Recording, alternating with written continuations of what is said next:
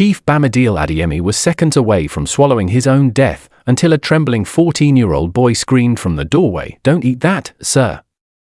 Or an even more dramatic version? The spoon was. If you're new to this channel, just subscribe now and say it in the comment section. On Ajayi Crescent in Ikeja, where the gates were taller than most men's ambitions and the hedges were trimmed with military precision, the Adeyemi mansion stood like a silent monarch watching over lesser homes. The street was known for its order, its security patrol vans, and its residents who spoke in measured tones about investments, contracts, and political alliances. That evening, the air carried the faint scent of impending rain, and the sky hung low in a purple haze as dusk settled quietly over the neighborhood. Inside the mansion, chandeliers flickered to life one after another, casting warm gold across marble floors polished to mirror perfection. Chief Bamidele Adeyemi preferred routine. He believed routine was the spine of success. Every evening, he returned from his office on Allen Avenue by 7:30 sharp. His driver would open the car door, and the security guards would nod in respect. He would step inside, loosen his tie, and ask the same question without fail: "Is dinner ready?" It was not impatience. It was structure. Structure had built his empire in real estate and construction. Structure had kept him disciplined through betrayals and economic downturns.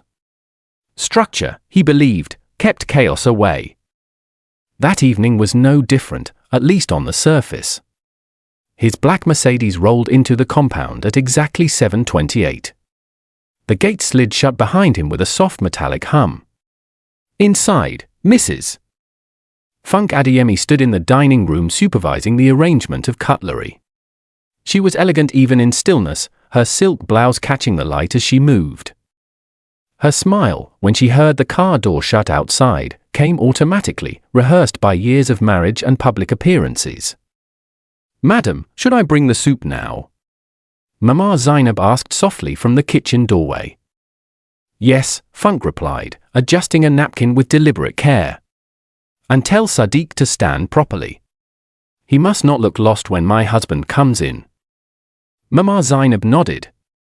Her back had begun to curve with age and long hours of work, but her eyes remained sharp.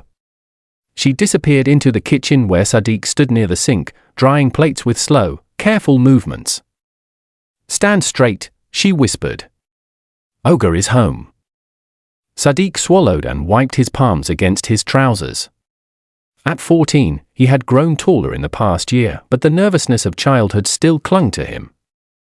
He had learned to make himself invisible in the Adeyemi household, to move quietly, to speak only when spoken to.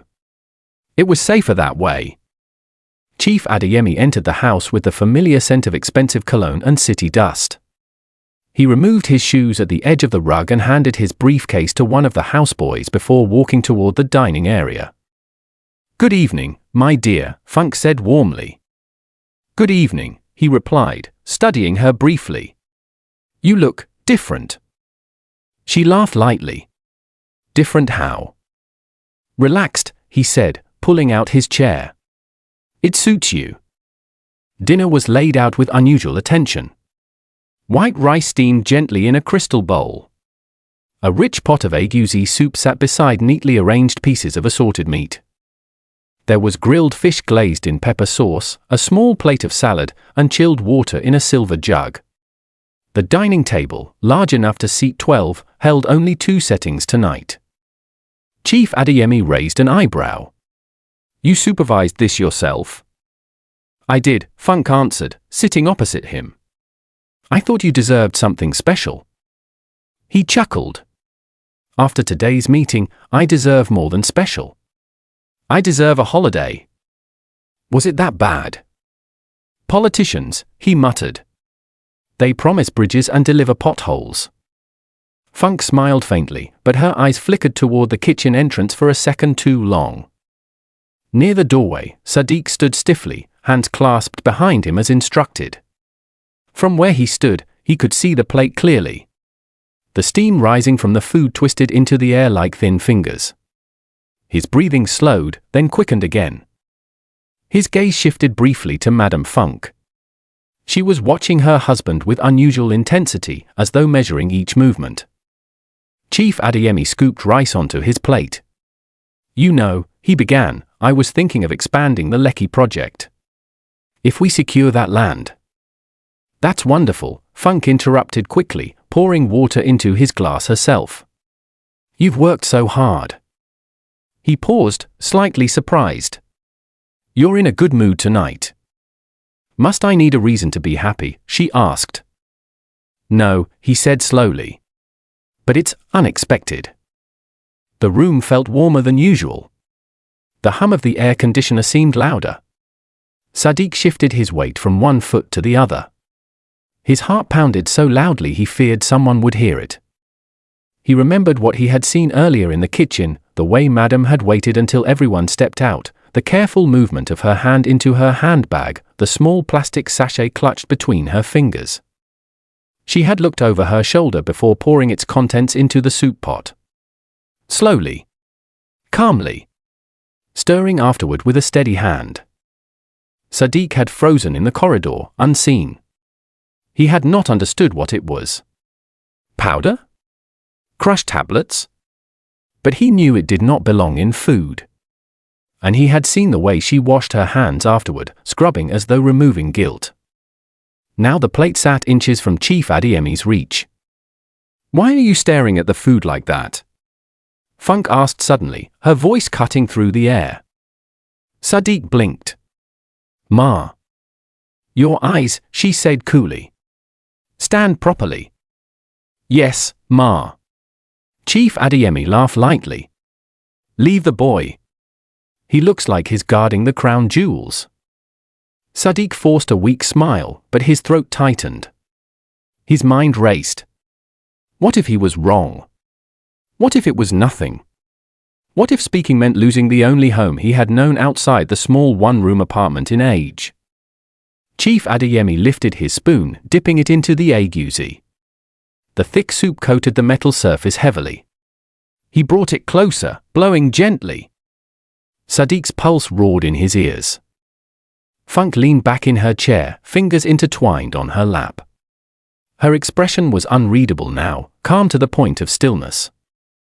The spoon hovered just inches from Chief Adeyemi's lips. The chandeliers above shimmered faintly as a breeze brushed against the windows. Outside, thunder rolled softly in the distance. Inside, time seemed to stretch thin. Sadiq's chest rose sharply as if his body had made the decision before his mind did. He took one involuntary step forward, then another. His hands trembled uncontrollably. Chief Adeyemi noticed the movement. What is it? He asked, lowering the spoon slightly. Sadiq opened his mouth, but no sound came out. His eyes darted to Madame Funke. For a split second, their gazes locked.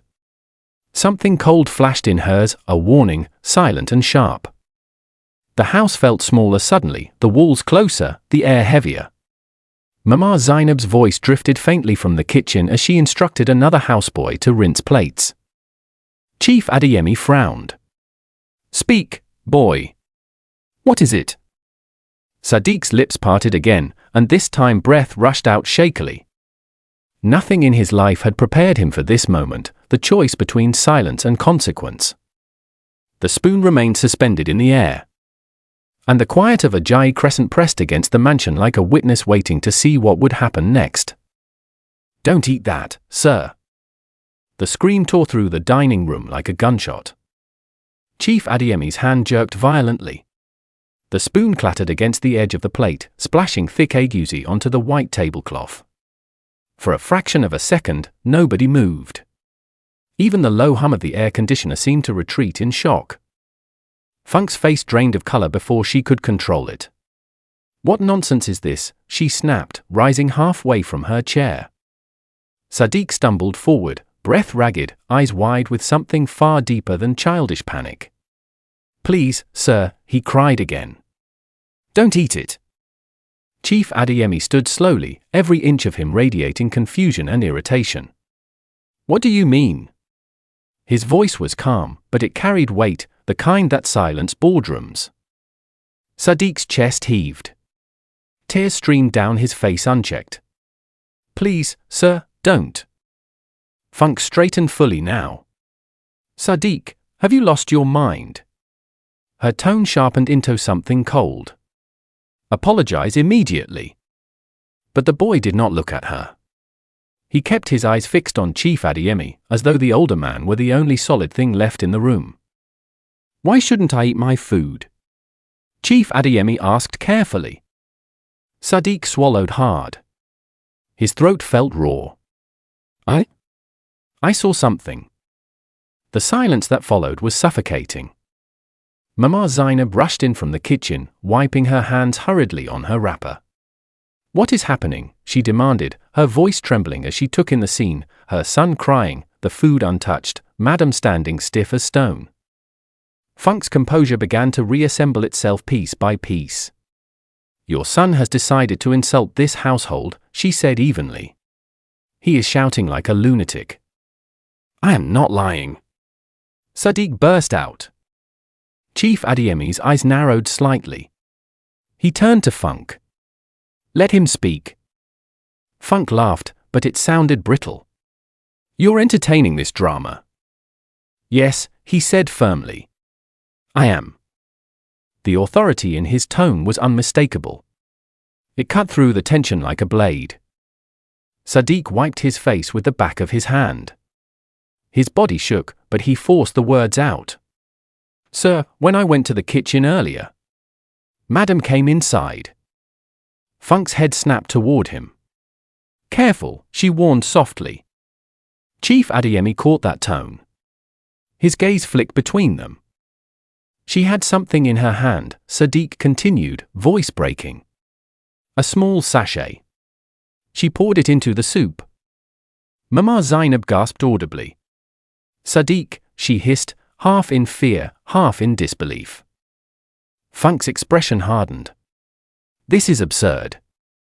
Chief Adeyemi stared at the pot of aguzi as though it had suddenly transformed into something foreign. What sachet? He asked quietly. I don't know what it was, Sadiq said quickly. But she looked around first. She waited until nobody was there. Then she poured it. After that, she washed her hands.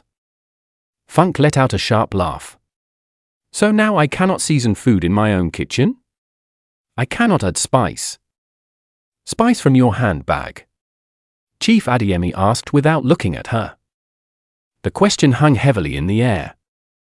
Funk hesitated, just a fraction too long. It was herbs, she replied. A supplement. For your health. You've been complaining about stress. Herbs, he repeated slowly. Yes. Natural supplements. You're always busy, Bamidele. I was thinking of you. Sadiq shook his head vigorously. It didn't look like herbs, sir. She was hiding.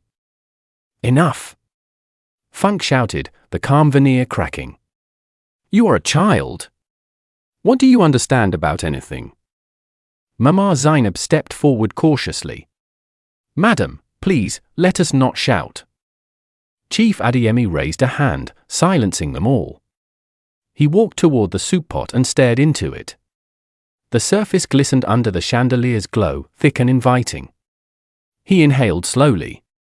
It smelled normal, rich, spicy, familiar. But something had shifted. He turned back to his wife. Why didn't you tell me you added anything? Funk crossed her arms. Because it's insignificant. You're allowing a boy to plant suspicion in your head. I am allowing him to speak, Chief Adeyemi corrected. He looked at Sadiq again.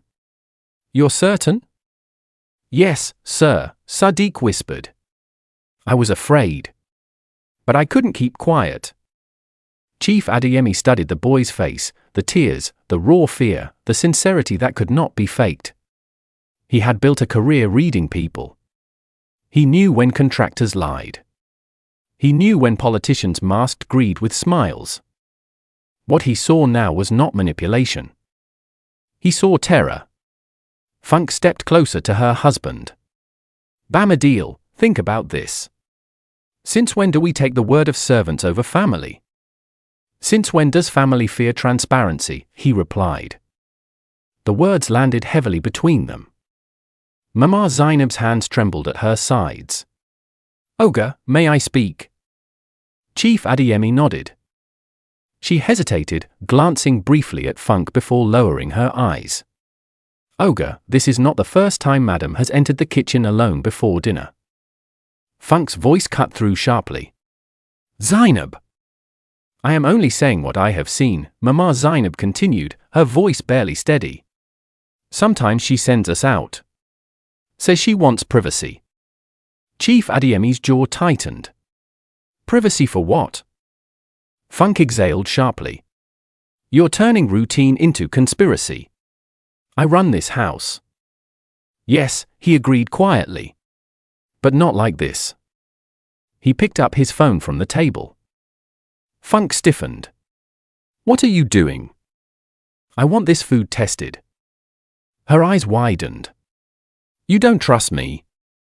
I trust evidence. The statement felt final. Funk's composure shattered completely. After everything I've done for you, she demanded. After standing by you for years while you chased contracts and left me alone in this mansion. Chief Adeyemi looked at her carefully now, as though seeing layers he had ignored for too long. What are you saying? She laughed bitterly. You think I don't see it? The late nights. The whispered calls. The young assistants who stare at you like you're a prize. This is about jealousy, he asked incredulously. This is about respect, she shot back. The room pulsed with buried resentment rising to the surface.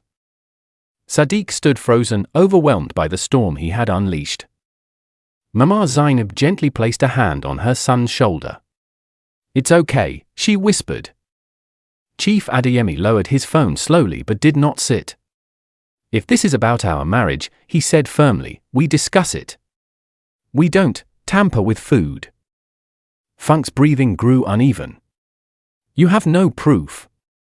And you have no explanation, he replied. The pot of soup remained untouched on the table, steam now thinning into the air. Outside, rain began to fall softly against the windows, steady and unrelenting. Inside the mansion on Ajayi Crescent, the polished calm of wealth had cracked open, exposing something far darker beneath its surface. The rain fell harder, tapping insistently against the tall glass windows as though demanding to be let in. Thunder rolled across the Ikeja sky, low and heavy, shaking the silence that gripped the dining room. No one had moved toward the table again. The food sat untouched, cooling slowly beneath the chandelier's glow. Chief Adeyemi turned away from his wife and looked directly at Sadiq.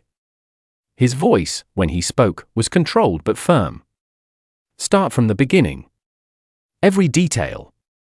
Do not leave anything out. Sadiq nodded shakily. His mother squeezed his shoulder before stepping back. The boy wiped his nose with the back of his hand, trying to steady himself. I went to the kitchen around 6:30, he began. Mama sent me to fetch more bottled water from the pantry. Mama Zainab nodded faintly. Yes, Oga. I thought everyone had gone to the living room, Sadiq continued. But when I entered, Madam was there. Funk folded her arms tightly across her chest, her nails digging into her sleeves. I was supervising dinner, she said flatly. She didn't see me at first, Sadiq said quickly, speaking over her. She was standing by the stove. The soup was already cooked. Chief Adeyemi's eye shifted briefly to the pot on the table.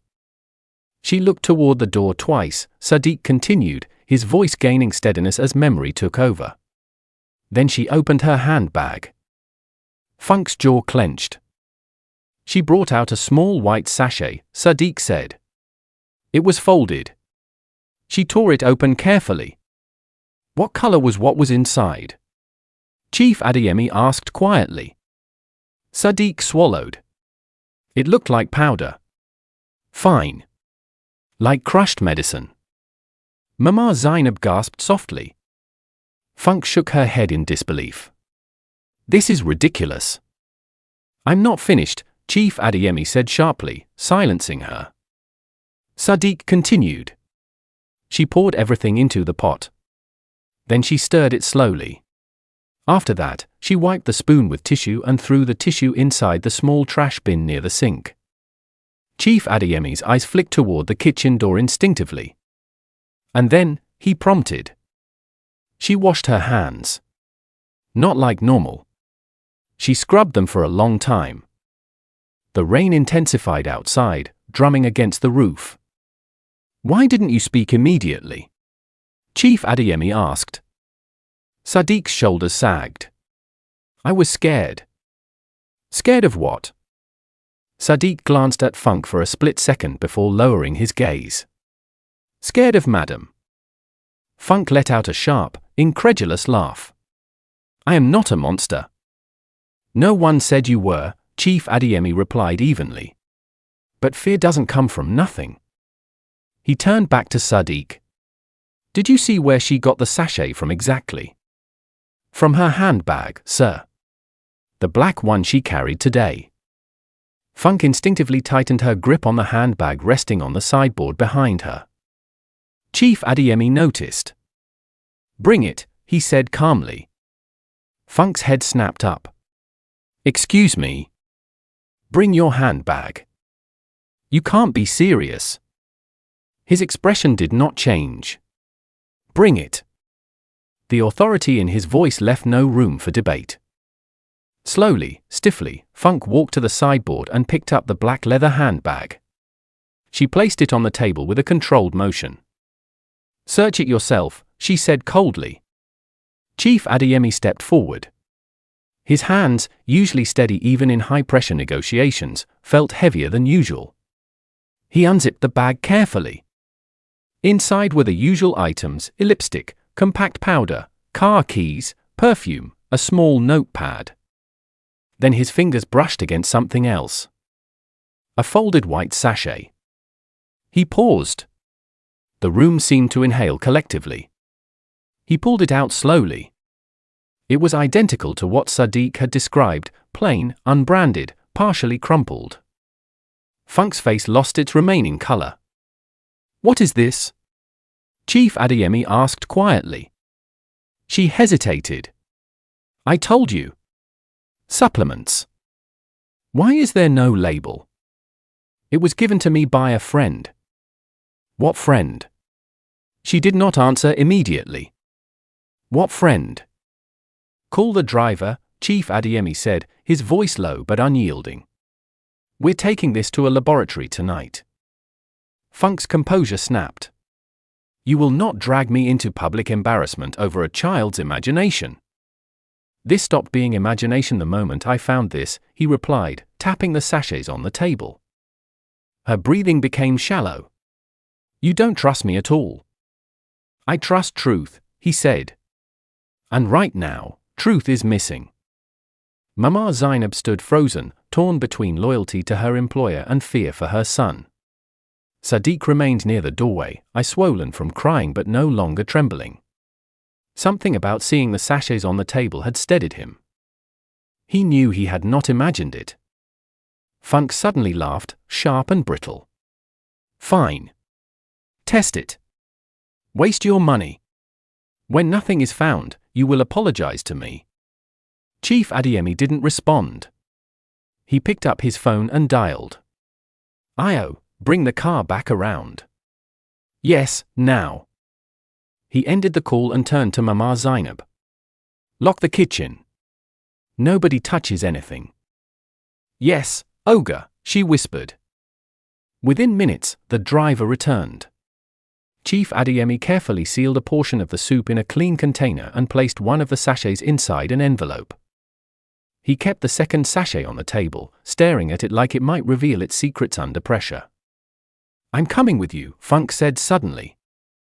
No, he replied. You'll stay here. I have nothing to hide. Then you have nothing to fear. The words stung more than he intended, but he didn't soften them. He left the house with the container and envelope in hand. The rain had slowed to a steady drizzle. The mansion doors closed behind him with a heavy finality. Inside, silence settled like dust. Funk stood unmoving for several seconds before turning sharply toward Sadiq. You have destroyed this house, she said quietly. Mama Zainab stepped between them immediately. Madam, please. Sadiq swallowed but didn't look away. I only told the truth. Funk's eyes burned with something unreadable, anger, fear, perhaps both. She walked past them and disappeared into the living room. Hours crawled by. The clock ticked loudly against the wall. No one ate. No one spoke much. Mama Zainab tried to distract Sadiq by sending him to clean the back corridor, but the boy kept glancing toward the main entrance. At nearly midnight, headlights swept across the compound walls. The front door opened. Chief Adeyemi entered, his face grim. Everyone stood. Well? Funk demanded. He removed his wet jacket slowly. The preliminary test shows high levels of organophosphate compounds. The words dropped like stones. Mama Zainab's knees buckled against a chair. Jisoo. Sadiq felt cold all over. Funk stared blankly. That's impossible. It's a pesticide derivative, Chief Adeyemi continued evenly. Toxic in small amounts. Lethal in larger doses. Funk shook her head. No. No, that's wrong. They tested both the soup and the unopened sachet. Her lips trembled. Someone must have planted it. In your handbag, he asked. She didn't answer. He stepped closer. Why? Her eyes filled, but not with the softness of regret, rather the weight of being cornered. You don't understand, she whispered. Then make me understand. Years of unspoken tension rose to the surface. You were leaving me, she said finally. I was not. You were, she insisted. Your distance, your silence, the way you avoided my touch. I was working. You were drifting, she shouted. Mama Zainab quietly ushered Sadiq further back, but the boy could still hear every word. Funk sank into a chair. I felt invisible in this house. Do you know what that does to a person? Watching your husband build empires while you sit at the edge of his world like furniture. So your solution was murder? Chief Adeyemi asked, voice steady but eyes blazing. I didn't think. That much is clear. Tears spilled down her cheeks now. I only wanted to scare you. To make you weak. To make you need me again. He stared at her in disbelief. You experimented with poison. I didn't know it was that dangerous, she whispered.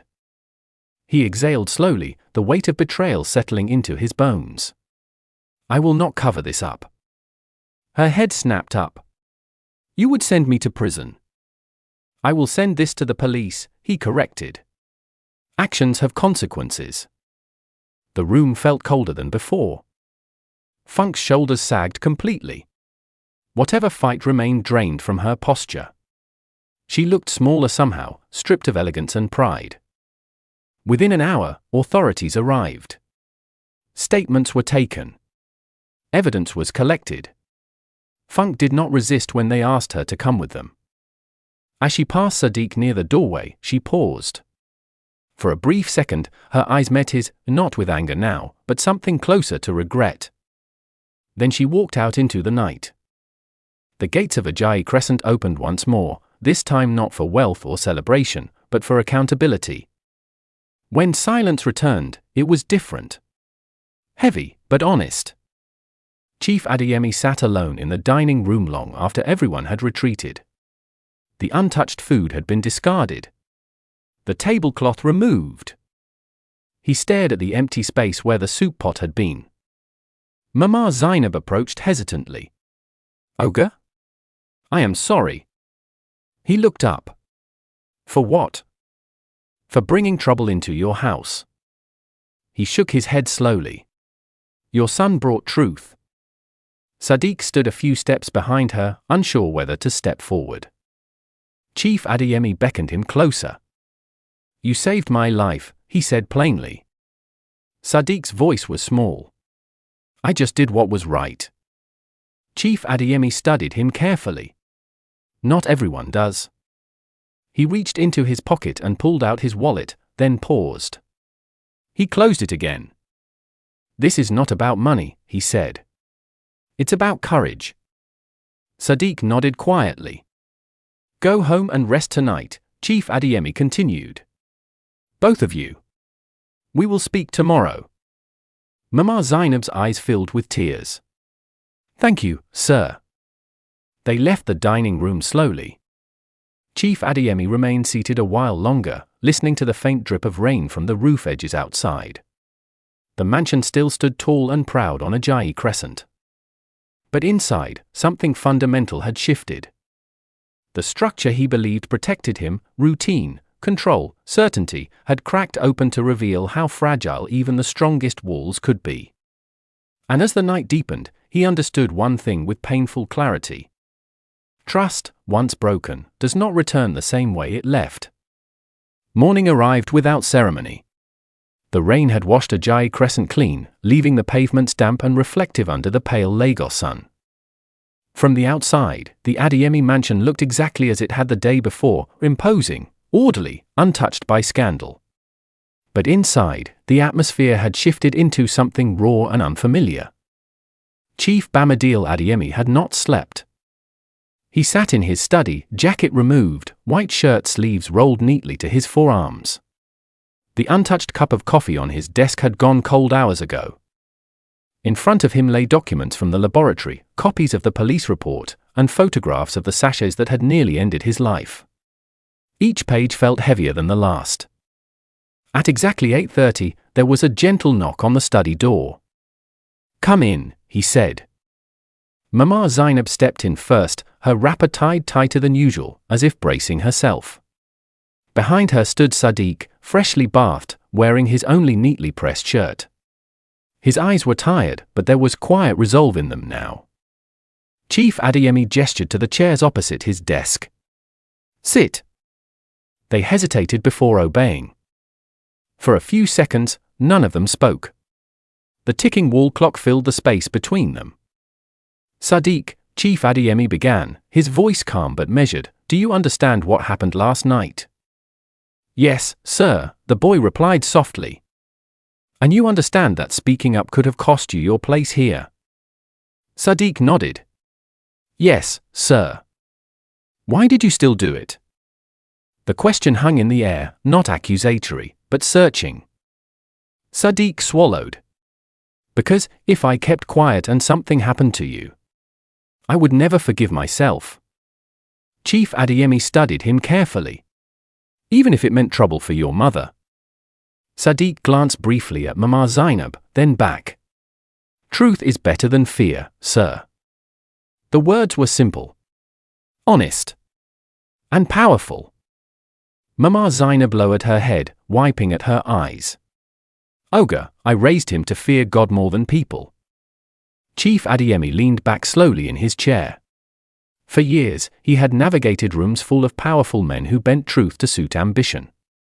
He had signed contracts thick with hidden clauses. He had shaken hands with smiles that concealed knives. And yet, the clearest act of integrity he had witnessed in a long time came from a 14-year-old boy who owned nothing but courage.